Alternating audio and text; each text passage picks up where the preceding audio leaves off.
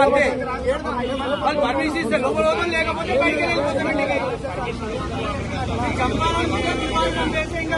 ఏడికేనా అటు బాగుంకేనా మా పైసలు మిగతా మీరు ఎంజాయ్ చేయండి.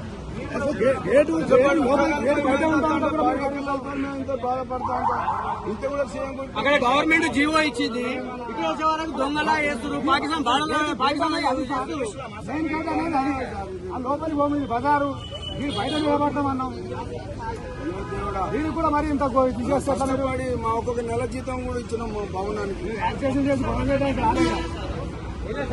మీ భవనానికి మిమ్మల్ని పోనిస్తలేరా?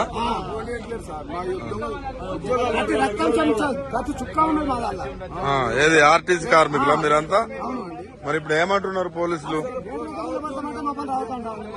లోపల రావద్దంటున్నా. ఎందుకట?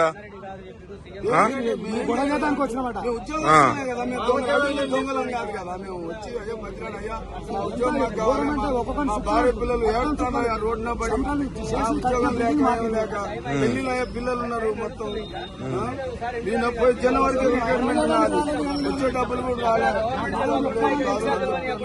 బాధలు చెప్తానికి వచ్చినా కూడా పోనిస్తలేరు లోపల.